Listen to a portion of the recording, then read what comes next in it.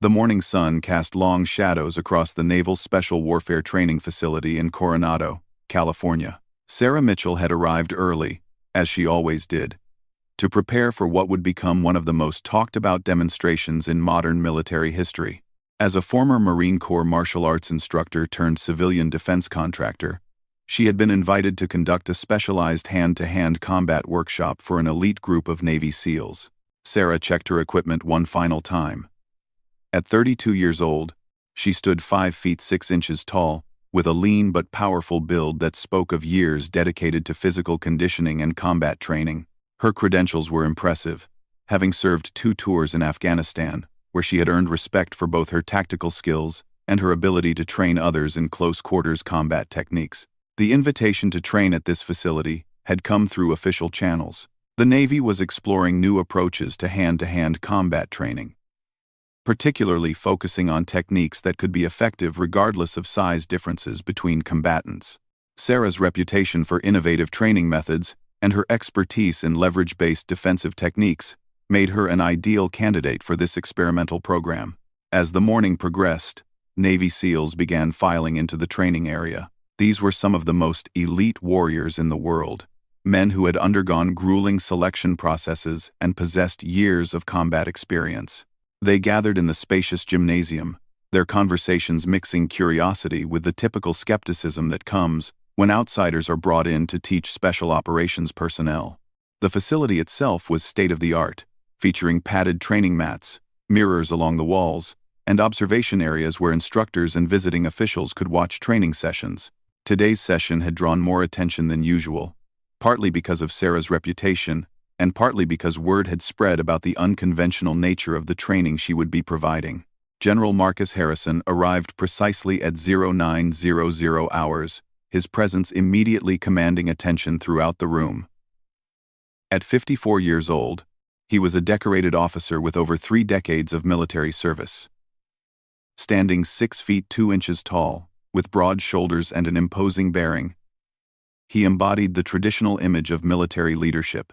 His chest displayed ribbons from various campaigns, and his reputation as a tough, no-nonsense commander was well known throughout the special operations community. The general had not been originally scheduled to attend this training session. His appearance was somewhat unexpected, though not entirely surprising given his known interest in maintaining traditional military protocols and his particular views about the evolving role of women in combat situations. Some of the attending personnel exchanged glances, sensing that the dynamics of the day might be shifting with his arrival.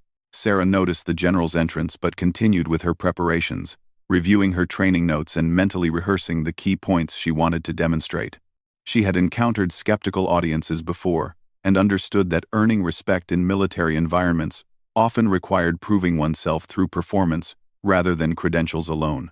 The training area buzzed with quiet conversations as the SEALs took their positions on the mats. Many of them had worked with civilian contractors before and approached the session with professional curiosity. They understood that effective techniques could come from various sources and were generally open to learning new skills that might prove valuable in real-world situations. General Harrison positioned himself in the observation area, his arms crossed and his expression serious. He engaged in brief conversations with other officers present, occasionally gesturing toward the training area. His body language suggested a man who was evaluating not just the upcoming training session, but the broader implications of what was taking place. The morning had started like countless other training sessions at the facility.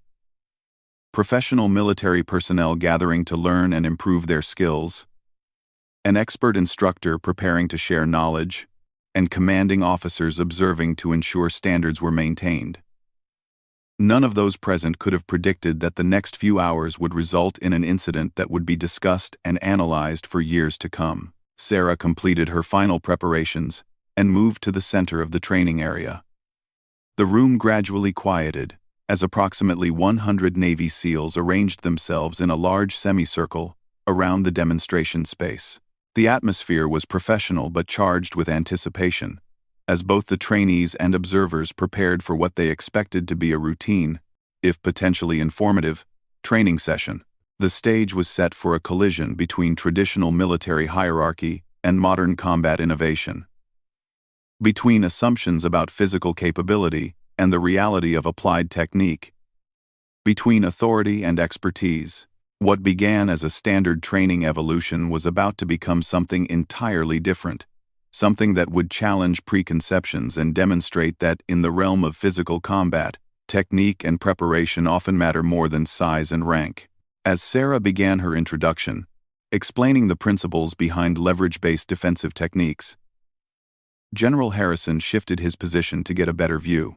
His expression remained skeptical, and several of the attending SEALs noticed his apparent discomfort with the proceedings. The tension in the room was subtle but present, like the moment before a storm when the air itself seems to hold its breath. The morning sun continued to stream through the high windows of the training facility, illuminating what was about to become one of the most memorable training incidents in naval special warfare history. Sarah Mitchell stood ready to begin her demonstration, unaware that she was about to face a challenge that would test not just her technical skills, but her composure under pressure and her ability to respond to unexpected aggression with precise, controlled force. The 100 Navy SEALs watched attentively, professional warriors ready to learn new techniques that might one day save their lives or the lives of their teammates. General Harrison observed from his position of authority, carrying assumptions and attitudes that would soon be dramatically challenged.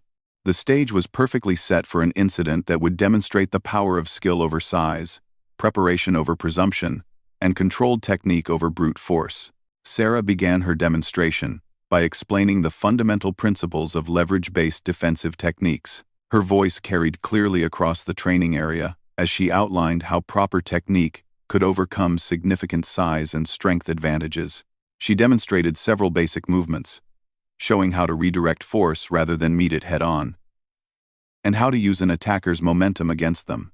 The Navy SEALs watched with professional interest, taking mental notes and occasionally asking technical questions. These were experienced warriors who understood the value of any technique that might give them an advantage in combat situations. They had seen enough real-world violence to appreciate that effective fighting skills could mean the difference between mission success and failure, between coming home safely and not coming home at all. General Harrison's expression grew increasingly disapproving as the session progressed. From his position in the observation area, he made several comments to the officers near him, his voice carrying just loudly enough for some of the nearby SEALs to hear.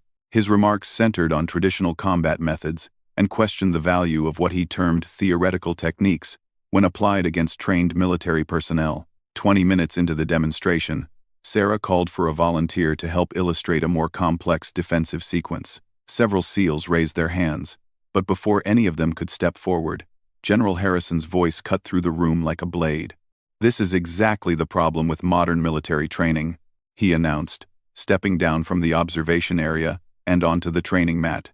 "We're wasting time with elaborate theories, when real combat requires straightforward aggression and superior physical conditioning." The room fell silent.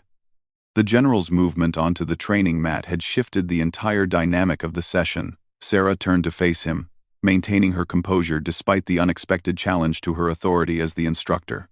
The Navy SEALs exchanged glances, sensing that they were about to witness something far beyond a routine training demonstration.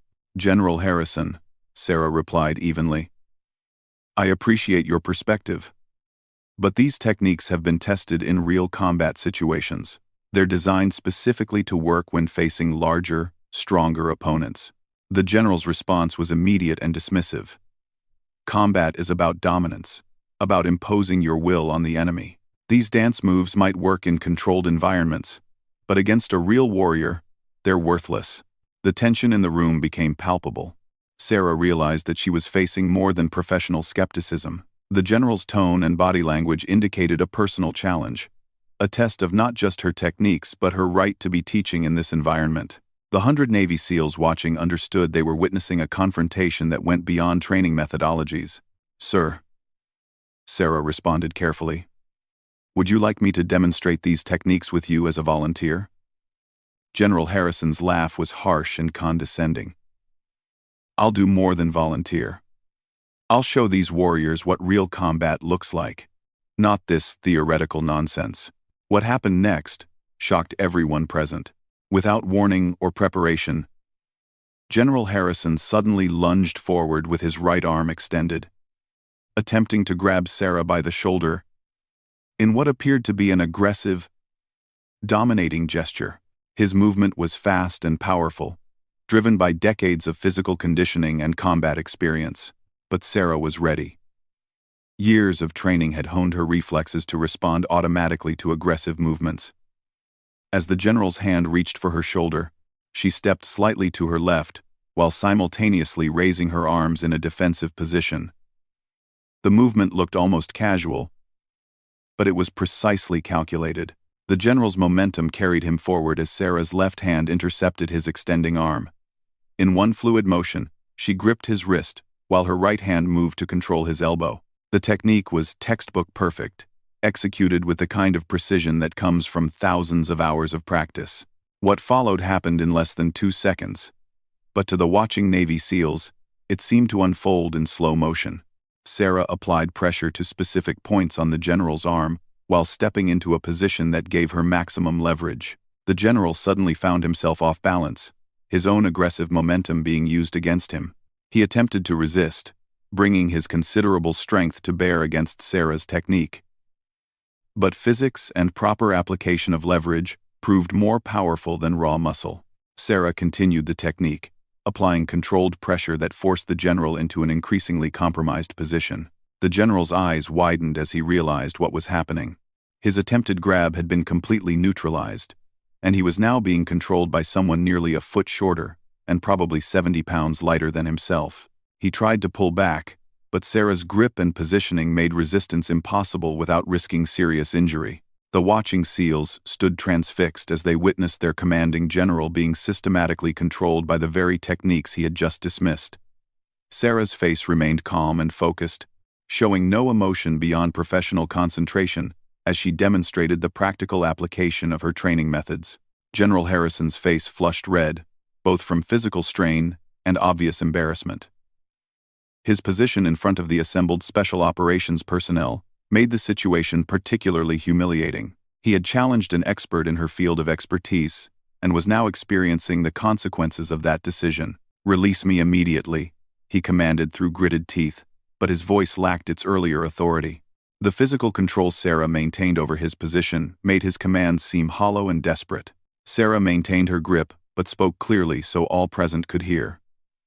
"Sir, this is exactly what I was demonstrating. Proper technique allows smaller defenders to control larger attackers by using leverage and precise application of force." The general made one final attempt to break free, pulling backward with considerable force. This proved to be a critical mistake. Sarah had anticipated this reaction and was prepared for it. As he pulled back, she maintained her grip while adjusting her position, applying additional pressure to the joint she controlled. The sound that followed was audible throughout the silent gymnasium. A sharp crack echoed off the walls as General Harrison's arm broke under the combined pressure of his own resistance and Sarah's precisely applied technique. His cry of pain shattered the tense silence that had filled the room. Sarah immediately released her grip and stepped back, her professional training taking over. The general stumbled backward, clutching his injured arm, his face contorted with pain and shock. The transformation from aggressive authority figure to injured patient had happened in moments. "Corpsman!" several voices shouted simultaneously as medical personnel rushed forward. The general sat heavily on a nearby bench, his broken arm cradled against his body, his earlier bravado completely evaporated. The 100 Navy SEALs who had witnessed the incident stood in stunned silence, processing what they had just seen. Their commanding general had challenged a civilian contractor to what he clearly intended as a physical confrontation, and the result had been swift, decisive, and completely contrary to his expectations. Sarah remained standing in the center of the training mat, her expression serious but controlled. She showed no satisfaction in what had occurred, understanding that the situation had escalated far beyond what anyone had intended. The demonstration of her techniques had been dramatically effective, but the cost had been significant. Medical personnel quickly assessed General Harrison's injury and determined that immediate evacuation to the base hospital was necessary. As they prepared to transport him, the general's eyes met Sarah's across the room. The look they exchanged contained acknowledgement of what had just transpired, though neither spoke.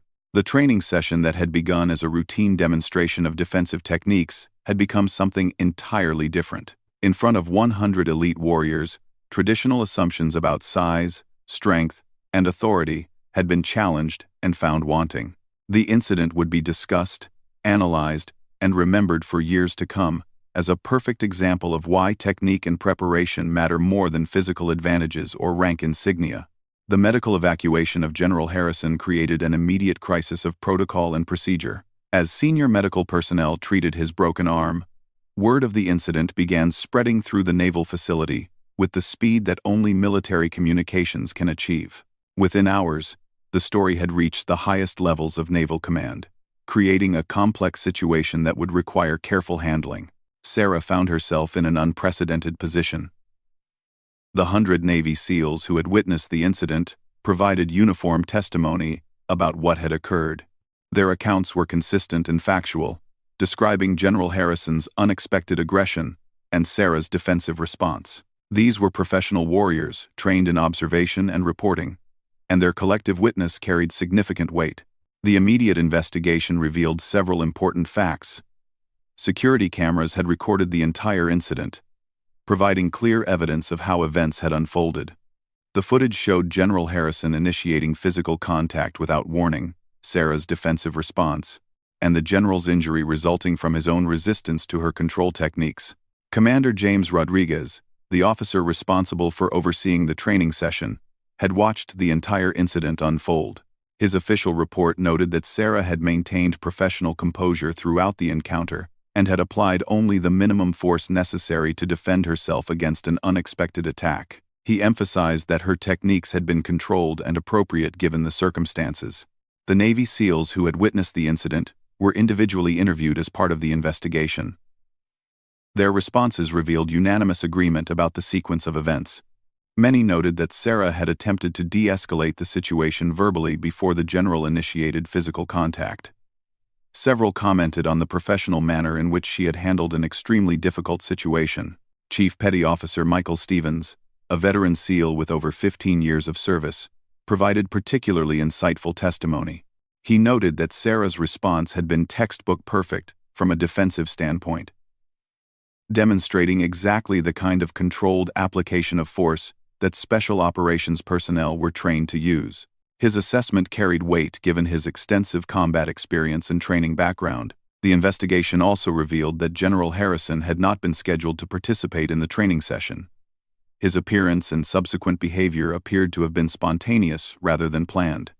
This fact became significant in determining the official response to the incident, as it suggested that his actions were personal rather than part of any official evaluation of the training program. Medical reports confirmed that General Harrison had suffered a clean break of his radius bone, requiring surgical repair and several months of recovery time. The injury was serious but not career-ending, though it would require extensive physical therapy and rehabilitation. Doctors noted that the break was consistent with the type of injury that could occur when someone resisted a properly applied joint control technique. The broader military community's response to the incident was complex and varied. Many officers and enlisted personnel viewed it as a clear demonstration of why proper training and technique mattered more than rank or physical size. Others saw it as the unfortunate breakdown in military protocol and hierarchy. The incident sparked discussions about gender integration, civilian contractor authority, and the nature of military leadership. Sarah's reputation within the special operations community was significantly enhanced by her handling of the situation.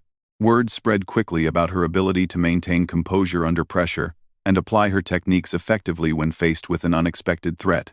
Several other military units requested her services for training programs, recognizing the value of the skills she could teach. The official investigation concluded that Sarah had acted appropriately in defending herself against an unprovoked attack. The report noted that she had attempted to maintain professional boundaries and had used only necessary force to protect herself when those boundaries were violated. No disciplinary action was recommended against her, and her contract was extended for additional training sessions. General Harrison's career faced more serious consequences. The investigation found that his behavior had been unprofessional and inappropriate, particularly given his senior rank and the setting in which it occurred. While his long service record was taken into account, The incident raised questions about his judgment and ability to work effectively with civilian contractors and female personnel. The general received an official reprimand for his actions, though his rank and previous service record prevented more severe punishment. However, the incident effectively ended his upward career trajectory, and he was quietly transferred to a desk assignment away from operational units. The message sent throughout the military hierarchy was clear. Unprofessional behavior would have consequences regardless of rank or seniority. The 100 Navy SEALs who witnessed the incident became unwitting ambassadors for Sarah's training methods. Many of them sought additional instruction in the techniques she had demonstrated, recognizing their practical value for real-world situations. The incident had provided them with a dramatic illustration of how proper training could overcome significant physical disadvantages. The training program that Sarah had been conducting was not only continued but expanded. Military leadership recognized that the incident had actually demonstrated the value of the techniques being taught. Additional funding was allocated for defensive tactics training, and Sarah's curriculum became a model for similar programs throughout the special operations community. Months later, when asked about the incident during a professional conference, Sarah maintained her characteristic professionalism. She emphasized that the situation had been unfortunate, but had demonstrated important principles about the effectiveness of proper training and technique. She expressed hope that the incident would encourage more military personnel to approach defensive tactics training with open minds. The incident became a case study in military training institutions, not just for the techniques demonstrated, but for the broader lessons about professionalism, preparation, and the importance of maintaining composure under pressure. It illustrated how quickly situations could escalate, and why proper training was essential for all military personnel. General Harrison eventually recovered from his physical injuries, though the incident remained a defining moment in his career. He never publicly discussed what had occurred, though those close to him reported that he had gained a new appreciation for the capabilities of well-trained individuals regardless of their size or gender. The story of what happened that day in the Naval Special Warfare Training Facility became legendary within military circles. It was told and retold, sometimes with embellishments but always with the core message intact: that skill, preparation, and proper technique could overcome apparent disadvantages, and that respect must be earned through competence rather than demanded through rank. The incident ultimately served to advance important conversations within the military about gender integration, civilian contractor relationships, and the nature of effective leadership. While it had begun as a routine training session, it became a catalyst for broader changes in military culture and attitudes. Sarah Mitchell continued her work as a defense contractor, her reputation enhanced by her professional handling of an extremely difficult situation. The incident had demonstrated not just her technical skills but her character under pressure, qualities that made her highly sought after throughout the special operations community. The legacy of that day extended far beyond the immediate participants.